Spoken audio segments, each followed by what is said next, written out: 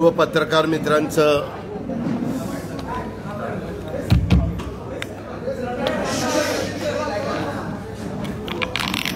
सर्व पत्रकार मित्रांचं मी स्वागत करतो। आजच्या पत्रकार परिषदेला उपस्थित असणारे मंत्रिमंडळातील माझे सहकारी डॉक्टर शिंगणे, धनंजय मुंडेजी, शिवाजीराव गर्जे, काजीजी, अविनाश अधिक, सर्व पत्रकार आणि माझ्या तरुण मित्रांनो, एकंदरीतच काल नेहमीच्या प्रथेप्रमाणे मंत्रिमंडळाची बैठक झाली। त्याच्यामध्ये काही महत्त्वाचे निर्णय मुख्यमंत्र्यांच्या नेतृत्वाखाली महाविकास आघाडीच्या सरकारमध्ये काल घेण्यात आले। परंतु हे सगळं होत असताना आपल्याला सगळ्यांना माहिती आहे की राज्यामध्ये सध्या थोडंसं ज्या भागामध्ये ऊस आहे, उदाहरणार्थ जालना, बीड, नांदेड आणि लातूर, उस्मानाबादच्या काही परिसरामध्ये तिथं ऊस आहे। त्याच्यामुळे एक लोकांच्या मनात आणि काही सातारा जिल्ह्यात पण आहे, तिथल्या लोकांच्या मनात जिथं ऊस आहे तिथं अशी भीती वाटते त्यांना, पुण्यामध्ये काही थोडंफार आहे की आपल्या ऊसाचं काय होणार। पहिल्यापासून महाविकास आघाडीच्या सरकारने हा ऊस वेळेमध्ये नेण्याच्या करता प्रयत्न चालवलेले आहेत। गळीत हंगाम लांबलाय, ऊसाचं क्षेत्र प्रचंड टनेज वाढलंय, त्याच्यामुळं एप्रिल एंडपर्यंत पण ऊस सगळा संपला नाही आता, म्हणून मेमध्ये आम्ही रिकव्हरी लॉस आणि ट्रान्सपोर्ट सबसिडी ह्या दिलेल्या आहेत। त्याचबरोबर आमचे साखर आयुक्त आणि आमचे सहकार मंत्री बाळासाहेब पाटील हे दोघंही त्या बाबतीमध्ये फार बारकाईनं लक्ष देऊन आहेत। बाळासाहेब थोरात, जयंत पाटील, आम्ही सगळे सतत आढावा घेतोय आणि कुठेही अडचण राहू नये याबद्दलची खबरदारी घेतोय। तरी देखील एक दुःखद घटना माझ्या बीड जिल्ह्यामध्ये घडली। त्याच्यामध्ये माझ्या आपल्या एका शेतकऱ्यांनी आत्महत्या केली अशा प्रकारची बातमी आली। वास्तविक मी पुन्हा शेतकऱ्यांना आवाहन करील, आपण घाबरू नका। त्या संदर्भामध्ये ऊस सगळा गळीताला नेण्याच्या बद्दलचं काम सरकार करतंय, तसा संपूर्णपणे यंत्रणा कामाला लावली आणि ऊस संपवायच्या करता आमचे युद्ध पातळीवर प्रयत्न चाललेले आहेत आणि यदाकदाचित काही वेगळा प्रसंग आला तर सरकार तुमच्या पाठीशी आहे। तुम्ही असं टोकाची भूमिका कृपा करून कुणी घेऊ नका, ही पण विनंती, आव्हान मी माझ्या शेतकरी समाजाला करीन। त्याचबरोबर आपल्याला सगळ्यांना माहिती आहे मधल्या काळामध्ये सुप्रीम कोर्टाने एक निकाल दिलाय निवडणुकीच्या संदर्भात। स्थानिक स्वराज्य संस्थांच्या निवडणुका आपल्या महाराष्ट्रातल्या बऱ्याचशा ठिकाणच्या ड्यू आहेत आणि त्याच्यामध्ये सुप्रीम कोर्टाने त्यांना सांगितलं की उद्याच्या 10-12 दिवसात तुम्ही कार्यक्रम 15 दिवसामध्ये आमच्या पुढं द्या किंवा जाहीर करा।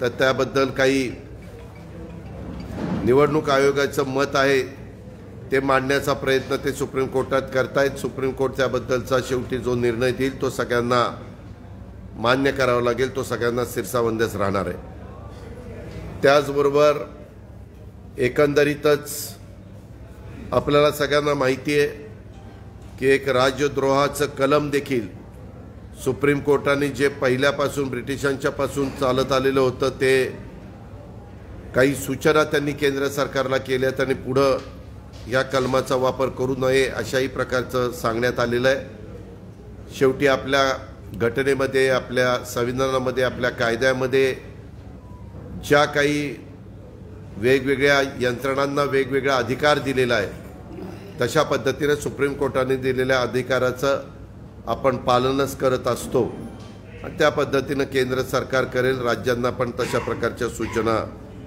मिळतील असा माझा स्वतःचा कयास आहे।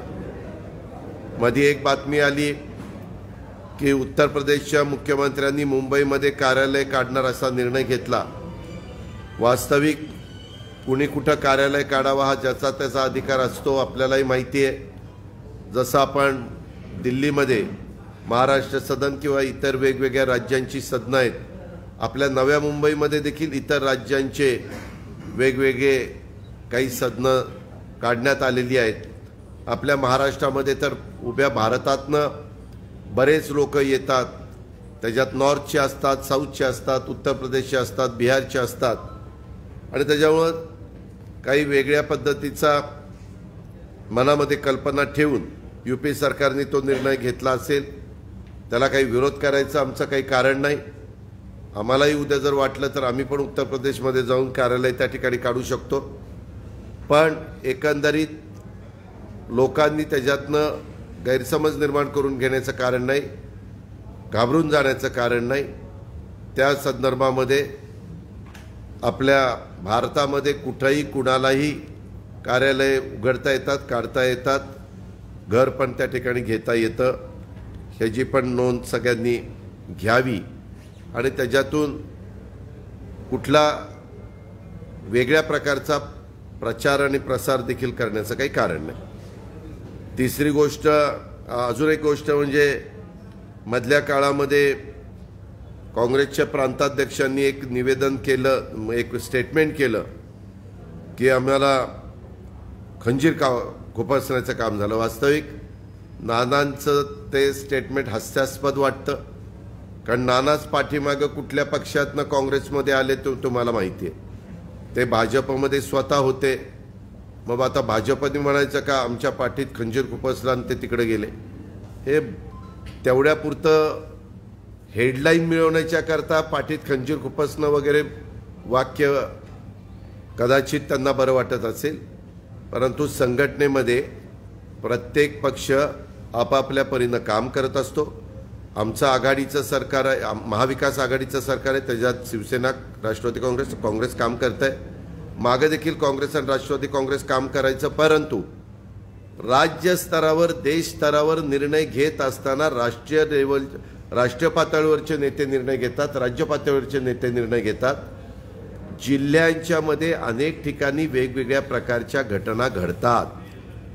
तिथली राजकीय परिस्थिती, तिथली भौगोलिक परिस्थिती, तिथं वातावरण योग्य सर्वांच्यात राहण्याच्या करता सर्वच राजकीय पक्ष जे आम्ही आघाडीमध्ये एकत्र आहेत त्यांच्यामध्ये समन्वय असला तर हे प्रश्न निर्माण होत नाही. मागे जर काही उदाहरणं द्यायची म्हटलं तर काँग्रेसनी पण काही तालुक्याच्या ठिकाणी, जिल्ह्याच्या ठिकाणी भाजपबरोबर पण संधान बांधलेलं आपल्याला माहिती आहे.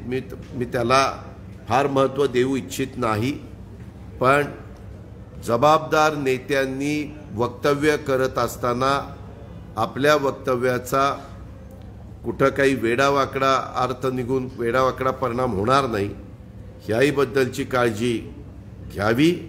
काँग्रेसला काँग्रेस पार्टी वाढवण्याचा अधिकार आहे, राष्ट्रवादीला राष्ट्रवादी वाढवण्याचा अधिकार आहे, शिवसेनेला शिवसेना पक्ष वाढवण्याचा पूर्णपणे अधिकार आहे.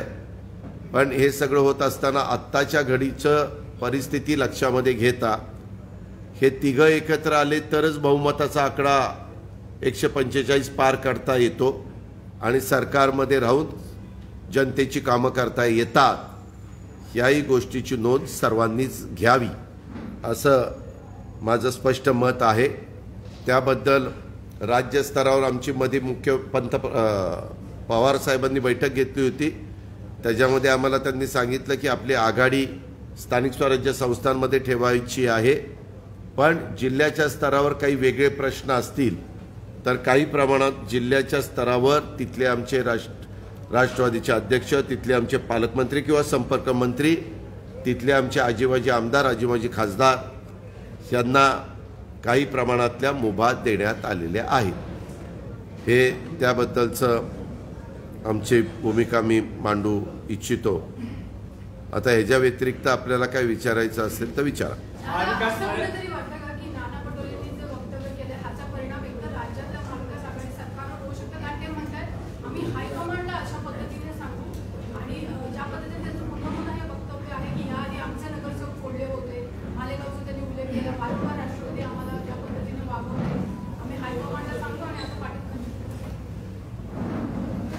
त्यांनी पण राष्ट्रवादीचे काही पदाधिकारी त्यांच्याकडे घेतलेत ना, काही कार्यकर्ते घेतलेत ना. मी मगाशीच सांगितलं की आम्ही दोघांनी मिळून 99 ते 2014 15 वर्ष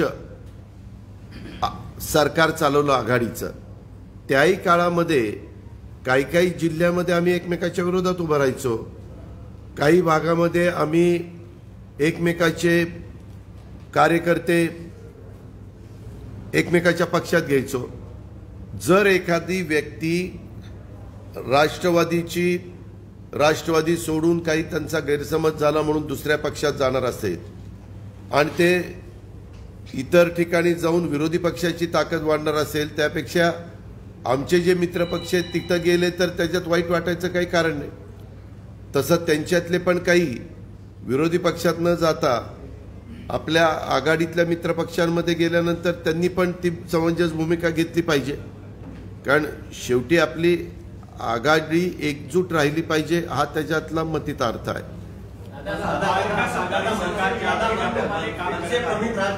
त्यांचे नेते बाळा नांदगावकर यांना जीवे मारण्याच्या धमक्या आहेत, मुस्लिम संघटनाकडून या धमक्या आलेल्या आहेत असं त्यांनी म्हटलंय. त्यांनी अधिक सुरक्षेची मागणी केली. याबद्दल बाळा नांदगावकरजी आमचे गृहमंत्री म्हणजे सरकारचे गृहमंत्री दिलीप वळसे पाटील साहेबांना भेटले. त्यांनी त्याच्याबद्दलची त्यांना माहिती दिली. कुठल्याही व्यक्तीला राज्यातल्या त्यांना सुरक्षित वाटण्यासारखी परिस्थिती सातत्याने टिकवणं हे सरकारचं काम आहे, आमच्या पोलीस खात्याचं काम आहे. त्यामुळं गृहमंत्री निश्चित ह्याच्यामध्ये लक्ष घालतील की काय पत्र आलंय, कुठून आलंय, कोण त्याच्यामागं सूत्रधार आहे ह्याची माहिती घेतील. आणि आपली एक राज्याच्या स्तरावर कमिटी असते, त्याच्यामध्ये सगळे वरिष्ठ अधिकारी असतात आणि ते ठरवतात की बाबा कुणाला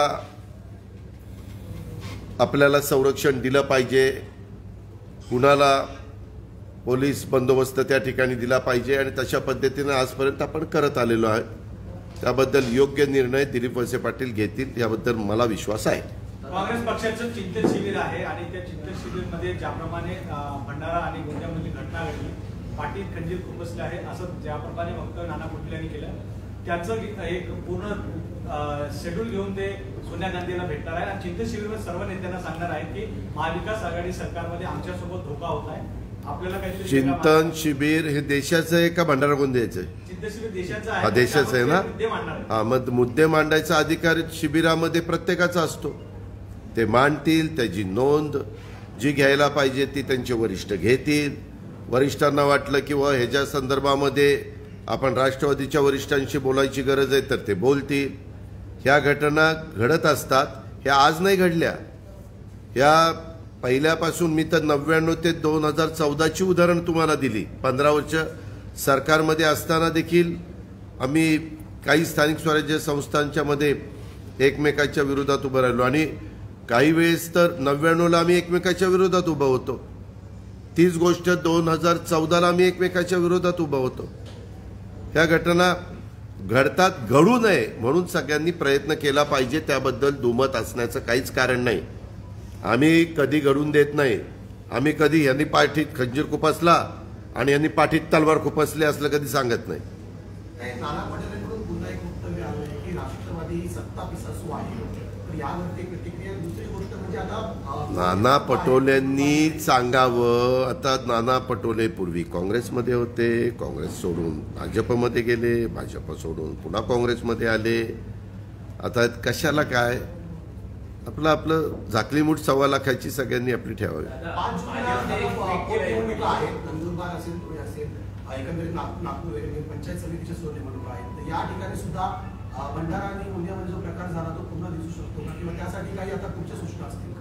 तिथं आम्ही एकोप्याने लढा असं सांगणार, परंतु शेवटी तिथला अधिकार त्या त्या पक्षाच्या स्थानिकांना देणार. एकोप्याने जर एखाद्या ठिकाणी आमच्या 3 पक्षामधलेच दोघं एकमेकाच्या विरोधात लढूनच ती निवडणूक होणार असेल तर कार्यकर्ते मग कधी ऐकत नाहीत. शेवटी त्यांनाही वाटतं की आम्हाला संधी मिळणार आहे का नाही. संभाजीराजे आज वेगळी भूमिका जाहीर करणार आहे. आज त्यांनी म्हटलंय की ज्याप्रमाणे मराठा आरक्षण मिळालं नाही, सरकारही मराठा आरक्षणावर लक्ष देत नाही असं त्यांनी वारंवार आरोप केला आहे आणि त्यांनी आंदोलन पण केलं आहे. आज वेगळी त्यांची भूमिका असणार आहे. आज ते काय भूमिका जाहीर करणार हे तुम्हालाही माहीत नाही, मलाही माहीत नाही. तुम्ही अनेकांनी त्यांना खोदून प्रश्न विचारले. ते ज्यावेळेस देवेंद्रजींना भेटायला गेले होते त्यावेळेस त्यांनी सांगितलं मला जे बोलायचं ते बोलले. थोडा धीर धरा, थोडा पेशन्स ठेवा, थोड्या वेळाने कळेल काय त्यांना बोलायचं ते.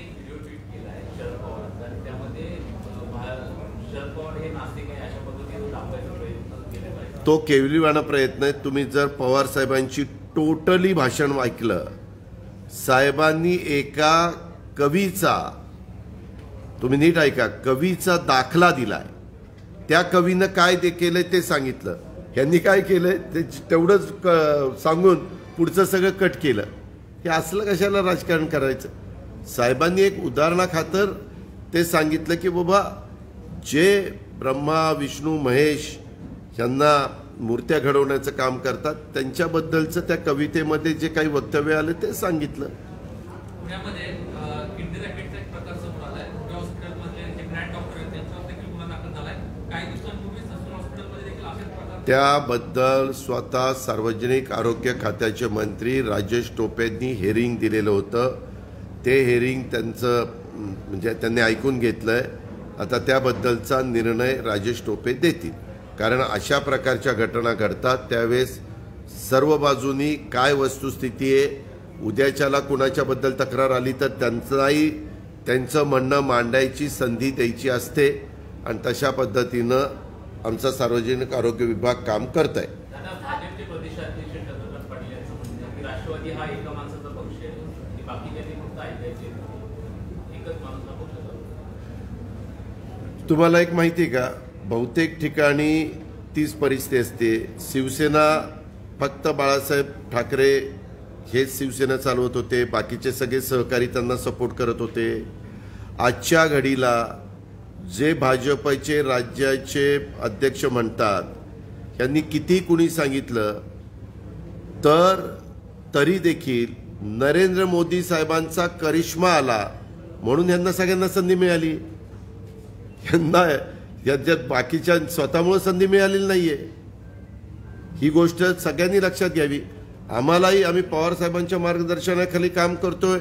आम्ही साहेबांच्या फोटो लावतो तेव्हा आम्हाला त्या ठिकाणी मतं मिळतात. पक्ष असत आता तिथं स्टॅलिन आले, ममता बॅनर्जी आले. ममता बॅनर्जीची जीवाभावाची लोक सगळी सोडून गेली, परंतु ती एकटी लढली ना. तिथं ते आल्यानंतर गेलेलेही परत आले. चला आता परत आपल्या घरी जाऊया म्हणून. तीच गोष्ट तुम्ही बघितली तर नवीन पटनाईक, बिजू पटनायकांच्या नंतर नवीन पटनायकांनी ओरिसाची सूत्र हातामध्ये घेतली. सातत्याने त्यांच्या पाठीशी ओरिसाची जनता खासदारकीला आमदारकीला उभी आहे. ही गोष्ट तेवढीच त्रिवार सत्य आहे. त्याच्यामुळं ह्याच्या पाठीमागच्या काळात काँग्रेसमध्ये इंदिराजी असतील, राजूजी असतील, ह्या नेत्यांच्याकडे बघून जनता त्यांच्या पाठीशी उभी राहत होती. आता त्याच्यानंतरच्या काळामध्ये ह्यांचं मोदी साहेबांचं करिश्मा आला. वेगवेगळ्या राज्यामध्ये वेगवेगळ्या, आता तिथं जगमोहन म्हणून आमचे जगनमोहन हे जे मुख्यमंत्री आहेत आंध्र प्रदेशचे, तर ते जगन रेड्डींच्याकडे बघून तो पक्ष सत्तेवर आला ना, YSRचा आला ना. तीच गोष्ट आपल्या तेलंगणामध्ये देखील एकट्या नेत्याकडे बघून हे केलेलं आहे. त्याच्यामुळे त्यांनी सांगितलेलं बरोबरच आहे. आम्ही कुठं चुकीचं आहे म्हणतो, आम्हाला मान्य आहे. त्यांच्या सूचनेला माझा अनुमोदन आहे.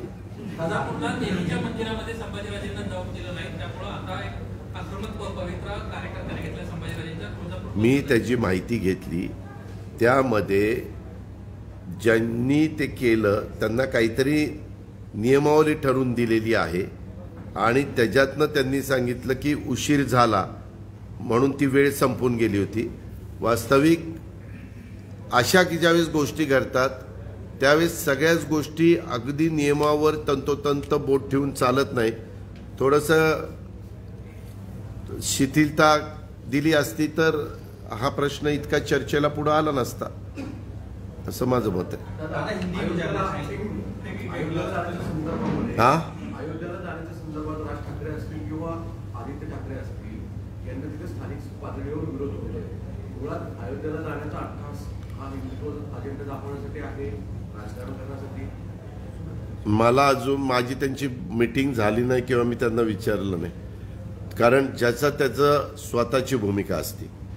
आता तुम्हालाही उद्या कुठं जायचं हा तुमचा अधिकार आहे आणि ते कितपत सगळीकडे जग जाहीर करायचं का न सांगता आपलं विमान पकडून रेल्वे पकडून स्वतःची गाडी घेऊन जायचा हा ज्याचा त्याचा अधिकार आहे. काही जण त्याचा खूप मोठ्या प्रमाणात प्रोपगंडा करतात, काही जण त्याची जास्त चर्चा करत नाही. आता नक्की ह्याच्या मागं काय त्यांची भूमिका आहे तेच स्वतः स्पष्ट करू शकतील. आता तुम्ही पत्रकार मित्र त्याच्यातनं स्वतःचे अंदाज काढता की बाबा ह्याच्या मागे हे कारण असू शकतं, त्याच्यामागे ते कारण असू शकतं, आणि त्याच्यातून तिथल्या स्थानिक खासदारांनी काय निर्णय घ्यावा लोकशाहीमध्ये त्यांनी तो निर्णय घेतला. पण उद्याच्याला कुणी जायचंच ठरवलं तर कदाचित तिथले सरकारला बंदोबस्त द्यावा लागेल आणि प्रत्येकाला कुठं जाऊन देशाच्या कानाकोपऱ्यामध्ये दर्शन घेण्याचा अधिकार आहे, तिथं जायचा अधिकार आहे. अर्थात हे सगळं होताना कायदा सुव्यवस्था पण चांगली राखली गेली पाहिजे आणि चर्चेतनं हे प्रश्न सुटू शकतात. परंतु सध्या तरी जरा एकदम तिथले खासदार फारच आक्रमक झालेले दिसतात. ते कुठल्या ऐकायच्या मनस्थितीत सध्या तरी नाही. तुम्ही जे चॅनलमध्ये बातम्या दाखवता ना त्या नाही, असं कुणी कुणाला अपशब्द वापरू नये. आपल्याला कुणाला कुठलीही उपमा देता येईल, परंतु त्याच्याकरता आपला सुसंस्कृतपणा सोडायचं कारण नाही कुणीच. जिस तरह से नाना पटोले ने बयानबाजी की और जिस तरह से आरोप लगाए हैं खास करके एनसीपी पे इस तरह देखिए एनसीपी ऐसा आरोप मीडिया में जाके लगाने की कोई ज़रूरत नहीं थी. उन्होंने ऐसा कुछ हुआ तो हमारे स्टेट के प्रेसिडेंट पार्टी के जयंत पाटिल के साथ बात करनी चाहिए थी, हमारे साथ बात करनी चाहिए थी. हम भी पार्टी चलाते, स्टेट में काम करते, और अगर हमारे साथ बात करने के बाद उसमें से रास्ता नहीं निकलता तो फिर पवार साहब के पास भी जाना चाहिए था. उसमें से कुछ ना कुछ हल निकल सकता था, लेकिन उन्होंने कोशिश नहीं की. अभी उन्होंने वैसा स्टेटमेंट किया, उनके खिलाफ मैं भी स्टेटमेंट दे सकता हूँ. लेकिन सर उनका कहना है जयंत पाटिल साहब से हमने इस बारे में बात किया लेकिन उधर से कोई रिस्पांस नहीं आया, ये तक बोला उन्होंने. उसके बारे में मुझे मालूमात नहीं है. कल उसके बारे में जयंत पाटिल साहब का स्टेटमेंट आपने सुना है, लेकिन जयंत पाटिल और मैं 2 दिन पहले उनके कॉन्स्टिट्यूंसी में एक कार्यक्रम था वॉलीबॉल का, तो उसमें हम बैठे थे एक साथ, और वहाँ से आते वक्त भी बम्बई में एक साथ आए, तो उन्होंने वैसा मुझे कुछ बताया नहीं. मैं पूछूंगा. आपको लगता है कि पब्लिसिटी स्टंट कौन सा? नाना पटोले का स्टेटमेंट नहीं, कुछ हुआ होगा. ऐसे तो बहुत जगह होता है. हमारे वैसे तो हम पहले सब एक पार्टी में थे कांग्रेस में, बाद में कांग्रेस अलग हुई. कांग्रेस वैसी रही, हम अलग हुए क्योंकि हमें हमारे लीडर को वहाँ से निकाला पार्टी में से, संगमा जी को, तारिक अनवर जी को, पवार साहब को और बाकी साथियों को, बाकी लीडरों को. फिर उन्होंने वो ये पार्टी निकाली, उसको 22-23 साल हो गए. मोदी सरकार अगले महीने में 8 साल पूरा कर रहा है. आपको लगता है कि एज अ फाइनेंस मिनिस्टर आपला हिंदी न्यूज सुरू झाली? अच्छा, ओके सर. 8 साल पूरी कर रही है, आपको लगता है कि क्या मोदी सरकार सक्सेस हुई है एज अ फाइनेंस मिनिस्टर? क्योंकि इंडस्ट्री रहे, जीएसटी. ये देखो, मोदी साहब को 2 दफा थम्पिंग मेजॉरिटी से भारत के लोगों ने जीत के दिया है, जिता के दिया है. अभी वो उनका काम कर रहे हैं, उनको उनका काम ठीक लगता होगा, लेकिन एक है, आज महंगाई बहुत बढ़ गई है. गैस के रेट देखे, पेट्रोल डीजल के रेट देखे तो आपको पता चलेगा कि बहुत महंगाई बढ़ गई है. तो वो तो कम करने के लिए सेंट्रल गवर्नमेंट ने कुछ ना कुछ कोशिश करनी चाहिए. और बीच में 2 साल अपने देश के सभी जगह में कोरोना था, उसके वास्ते जो डेवलपमेंट होनी चाहिए थी बहुत से रुक गई थी, उसको ज़्यादा सपोर्ट करना चाहिए. उनके लिए कुछ ऐसे फैसले लेने चाहिए कि जिससे बाहर से भी इन्वेस्टमेंट आ सकती है, बाहर से यानी आउट ऑफ इंडिया, इंडिया में से भी आ सकती है और स्टेट में से भी अलग अलग स्टेट में आ सकती है। ऐसा हुआ तो हमारे जो यंग जनरेशन है उनको रोजगार मिल सकता है। और रूरल एरिया में अभी थोड़ा सा जो आपने देखा फर्टिलाइजर के रेट बहुत बढ़ गए, तो उसमें नाराजगी है। हम जब जाते हैं उसमें कुछ कम करने की उन्होंने कोशिश की, लेकिन जिस हिसाब से कम करना चाहिए था वैसा नहीं हुआ। इसीलिए रूरल के भी फार्मर्स नाराज है कि बहुत ही दाम बढ़ गए हैं। ऐसी सिचुएशन है। योगी सरकार यहाँ मुंबई में अपना एक ऑफिस खोलना चाहती है।